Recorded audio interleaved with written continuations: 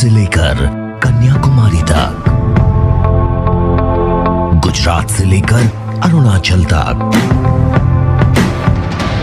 सत्ता के गलियारों से खेल के मैदानों तक, नहीं छूटती कोई खबर।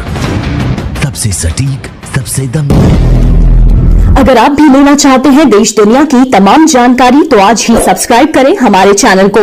साथ ही नीचे दिए बेल आइकन को जरूर दबाएं ताकि हर अपडेट आप तक पहुंच सके। नमस्कार, आज हम अयोध्या के अखिल भारतीय विद्यार्थी परिषद कार्यालय पर मौजूद हैं।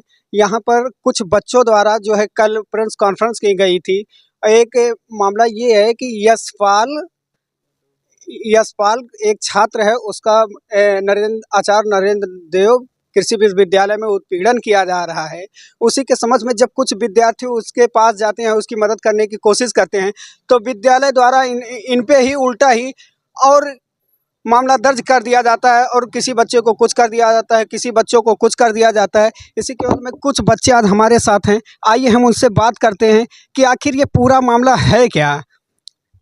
आपका नाम क्या है? शिवम नाम है। ये पूरा मामला कहाँ से, कब से शुरू हुआ है और क्या क्या मामला है, आप लोग बताइए। अभी जो यशपाल जिसकी आप बात कर रहे हैं, विगत 13 मई को यशपाल की उसके कमरे में लाश मिलती है, यानी वो सुसाइड कर लेता है किन्हीं कारणों से। तो उसके जांच को लेकर के, उसकी स्पष्टता क्यों उसने सुसाइड की, उसको लेकर के वहाँ पर रात्रि में छात्र प्रदर्शन करते हैं। उन प्रदर्शन कर रहे छात्रों को वो प्रदर्शन वहाँ पर कर रहे थे इसलिए कि उसकी जाँच हो सके कि उसने सुसाइड क्यों किया है, उसके परिणाम निकल कर आ सकें और उसकी जाँच के साथ साथ जो दोषी हैं उन पर कार्रवाई हो सके। वहाँ के कुलपति ने अपना तुगलकी फरमान जारी करते हुए जो छात्र उस प्रदर्शन में शामिल थे उनमें से एक पीएचडी के छात्र हैं जिसको निष्कासित कर दिया है और 7 छात्रों का सेमेस्टर बैक कर दिया है, जो कि कुलपति के बिल्कुल तानाशाहीपूर्ण रवैया रहा है। तो इसके लिए जब आप लोगों ने उनसे जा करके मांग किया कि इसकी जांच हो या जो भी प्रक्रिया हो, तब उन्होंने क्या कहा? जब ऐसा स्थिति हमने देखी तो जो विद्यार्थी परिषद वहाँ पर कल जो कि सूर्य प्रताप शाही जी का वहाँ पर कार्यक्रम था, तो हम लोग जब वहाँ पर पहुँचे तो हमने सूर्य प्रताप शाही जी के माध्यम से कुलपति जी को यह अवगत कराने का प्रयास किया कि जो आपने 8 छात्रों को निष्कासन किया है वह तुगलकी फरमान है, वह तानाशाही का फरमान है। तो सूर्य प्रताप शाही जी के माध्यम से जब हम उनसे मिलने जा रहे थे, अपने ज्ञापन को लेकर के जा रहे थे, पुलिस द्वारा हमको 3 स्थानों पर रोका गया, बैरिकेटिंग्स लगाई गई, विश्वविद्यालय को छावनी में परिवर्तित कर दिया गया। उसी कॉलेज कैंपस में पढ़ने वाले छात्र को उसी कॉलेज कैंपस में नहीं घुसने दिया जा रहा था। पुलिस द्वारा जबरन लाठियां भांजी गईं। तब हम लोगों ने जाकर के माननीय मंत्री जी से जब अपनी बात किसी तरीके से वहां कूद फांद कर विद्यार्थी पहुंचते हैं तो वहां पर माननीय मंत्री जी हमारी बात को ना सुनते हुए मात्र 10 सेकंड में वहां से भाग जाते हैं। भागने का काम उन्होंने किया है। उसके बाद वहां पर विद्यार्थी उग्र हुआ, फिर उग्र आंदोलन शुरू हुआ, फिर वहां पर पुतला दहन हुआ है। मैं यह मांग करता हूं कि 8 छात्रों का जो उन्होंने 7 छात्रों का सेमेस्टर बैक और 1 छात्र को निष्कासित किया है, ये अपने तुगलकी फरमान को वापस लें। इसी में सबकी भलाई।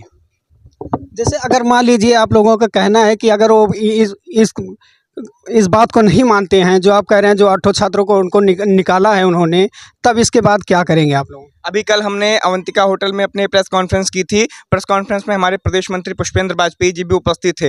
तो विद्यार्थी परिषद का सीधा स्टैंड है, सीधा हमारा स्टैंड क्लियर है कि अगर उन 8 छात्रों के ऊपर जो निष्कासन हुआ है उसको रद्द नहीं किया जाता है तो विद्यार्थी परिषद एक बृहद आंदोलन के लिए बाध्य होगी और इसकी पूरी जिम्मेदारी विश्वविद्यालय के कुलपति की, माननीय मंत्री और जिला प्रशासन की होगी। जब कल आप लोगों ने प्रेस कॉन्फ्रेंस किया था तो वहाँ पे किसी अधिकारी ने आप लोगों के पास जाने की कोशिश नहीं की या आप लोगों से कोई बात किया कि नहीं किया? हम लोग अपने ज्ञापन को लेकर के सीधे कृषि मंत्री जी के पास इसलिए गए थे कि उसमें त्वरित रूप से कार्रवाई हो सके, उसमें निराकरण हो सके।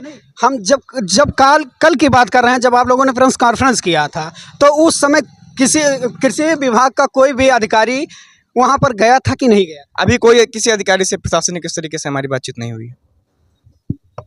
तो जैसा कि अभी आपने देखा कि इन बच्चों द्वारा ये कहा जा रहा है, जिसमें एक बच्चे ने सुसाइड भी कर लिया, उसकी मौत भी हो गई है। इसके में इन लोगों ने जा करके कृषि मंत्री से भी मिलने की कोशिश की, ज्ञापन देने की कोशिश की, लेकिन उन्होंने भी इनकी बातों को नकार दिया। ना सुनने के बाद सुनने के तो दूर उन्होंने वहाँ से भागना ही मुनासिब समझा। तो उसके बाद इन बच्चों ने उग्र होकर के कहीं ना कहीं अपने तो जैसा कि अभी आपको हमने बताया कि कृषि मंत्री ने भी इनकी बातों को नहीं सुना। इसके बाद इन लोगों ने ये ठान लिया कि अगर ये बातें ठीक से नहीं सुनी गई या उन जिन बच्चों को टर्मिनेट किया गया है उनको अगर सही तरीके से न्याय नहीं मिला तो फिर ये लोग बृहद आंदोलन की तरफ बढ़ेंगे। इसके बाद में और आइए इनसे हम और बात करते हैं कि आखिर किस डेट को इनकी और मीटिंग फिक्स हुई है, आंदोलन फिक्स हुआ है, कब करेंगे? जी, जैसे कि तानाशाह कृषि मंत्री के सह पाकर आचार्य नरेंद्र देव कृषि विश्वविद्यालय के तानाशाह कुलपति जिस तरह से छात्रों का उत्पीड़न कर रहा है, उसमें एक छात्र ने आत्महत्या की और उसके बाद 8 छात्रों का निष्कासन किया गया। उसके बाद विद्यार्थी परिषद ने आंदोलन करना चाहा तो जिस तरह से उनको कैंपस से बाहर किया गया, ये बहुत ही दयनीय है। और मैं आपके चैनल के माध्यम से बताना चाहता हूं कि विद्यार्थी परिषद ने 48 घंटे का अल्टीमेट दिया है उत्तर प्रदेश सरकार और विश्वविद्यालय प्रशासन को। 48 घंटे के अंदर अगर विश्वविद्यालय प्रशासन उन 8 छात्रों का निष्कासन रद्द नहीं करता है तो हम पूरे प्रदेश भर के जिला मुख्यालयों पे विद्यार्थी परिषद के कार्यकर्ता झंडा लेकर आंदोलन करेंगे, कृषि मंत्री का पुतला फूंकेंगे और अनिश्चितकाल आंदोलन करेंगे। आप कुछ कहेंगे?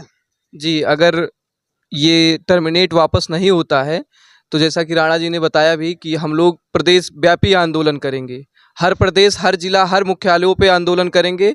हमको बस निष्कासन वापस चाहिए, बस एक ही मांग है हमारी।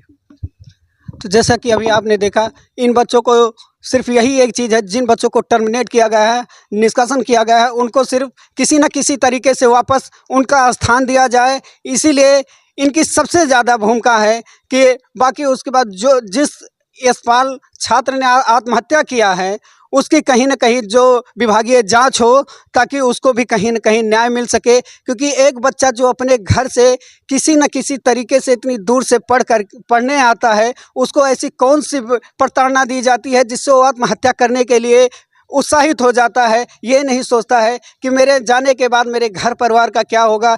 तो जहाँ विद्यालय को सब एक मंदिर मानते हैं, वो क्या उस मंदिर में ऐसी स्थिति हो सकती है? इसी के साथ संवाददाता सूर्यनारायण पाठक, राजस्थान मोर्चा न्यूज, अयोध्या।